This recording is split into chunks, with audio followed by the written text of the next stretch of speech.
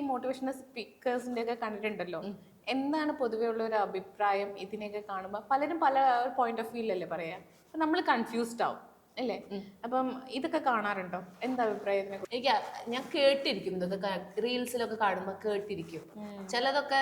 പക്ഷെ നമുക്കൊരു basic nature ഇല്ലേ, അതെ, സ്വഭാവം ഉണ്ടല്ലോ. ഇപ്പൊ എന്റെ സ്വഭാവം എന്ന് പറഞ്ഞു കഴിഞ്ഞാൽ എനിക്കൊരു നേച്ചറുണ്ട്. ഞാൻ എന്തോരം മാറ്റാൻ നോക്കിയാലും അതൊരെണ്ണുണ്ട്. നമുക്ക് വേണമെങ്കിൽ പറയാം നാളെ മുതൽ ഞാൻ ഇങ്ങനെയാണ്,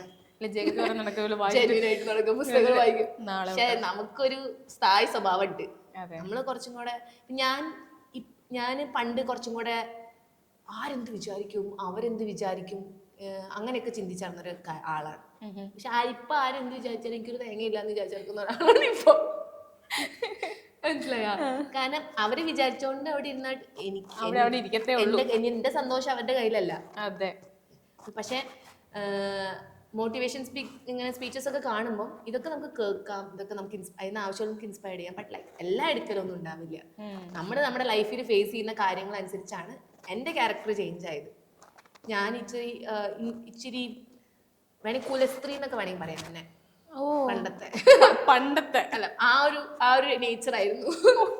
അങ്ങനെ അവരെന്ത് വിചാരിക്കുക, അങ്ങനെയൊന്നും പറയാൻ പാടില്ല, അങ്ങനെയൊക്കെ അതായിരുന്നു.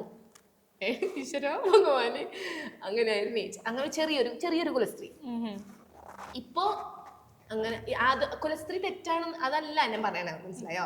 ഒരു എന്താ പറയാ, ഇപ്പൊ കുറച്ച് ഓപ്പൺ ആണ് കാര്യങ്ങളൊക്കെ. അതൊന്നും അല്ല കാര്യങ്ങള് എന്നൊക്കെ കുറച്ച് ചിന്തിക്കാനൊക്കെ ആയിട്ടുള്ള ഒരു, ഇപ്പോ വേണമെങ്കിൽ ഒരു എക്സാമ്പിൾ പക്വത വന്നിട്ടുണ്ട് ചെറുതായിട്ട്.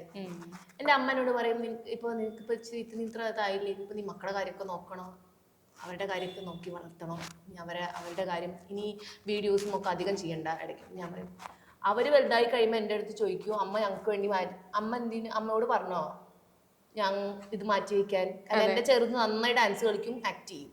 എന്റെ മോളും നന്നായി ആക്ട് ചെയ്യും, നന്നായി ഡാൻസ് കളിക്കും. രണ്ടുപേരും നല്ല ആക്റ്റീവാ. അപ്പൊ ഇവരെ വളർത്തണം എന്ന് പറഞ്ഞിട്ട്, അല്ലെങ്കിൽ എന്റെ മക്കളെ നല്ല രീതിയിൽ വളർത്തണം, എന്റെ ഇഷ്ടങ്ങൾ ഞാൻ മാറ്റി വെച്ച് കഴിഞ്ഞാൽ പിന്നീട് ഒരിക്കൽ ഞാൻ അവരെ പോയിന്റ് ചെയ്ത് പറഞ്ഞുകൊണ്ടിരിക്കും, നിങ്ങൾക്ക് വേണ്ടിയാണ് ഞാൻ ഈ ജീവിതം മാറ്റി വെച്ചത്, നിങ്ങൾക്ക് വേണ്ടി ഞാൻ എന്റെ ആരോഗ്യവും സൗന്ദര്യവും എല്ലാം മാറ്റി വെച്ചത്, ഇഷ്ടങ്ങളൊക്കെ ഞാൻ, അതുകൊണ്ട് നിങ്ങൾ എനിക്ക് ഇത് തരണം, ഇത് ചെയ്യണം. അതൊന്നുമില്ല. സോ ആ ഒരു നേച്ചറൊക്കെ അതൊക്കെ പണ്ടത്തെ ഒരു സിസ്റ്റം അല്ലേ? അതെ. പക്ഷെ അത് ചെയ്യുന്നത് തെറ്റാന്നല്ല പറയണത്, അത് കുറച്ചും കൂടെ നമുക്ക് വേണ്ടി തിങ്ക് ചെയ്യണം. അതെ, നമ്മുടെ ഒരു പരിധിയുണ്ട് എല്ലാത്തിനും. കുറച്ച് നമുക്ക് വേണ്ടി ജീവിക്കാൻ നമ്മൾ തുടങ്ങണം. എക്സാക്ട്ലി.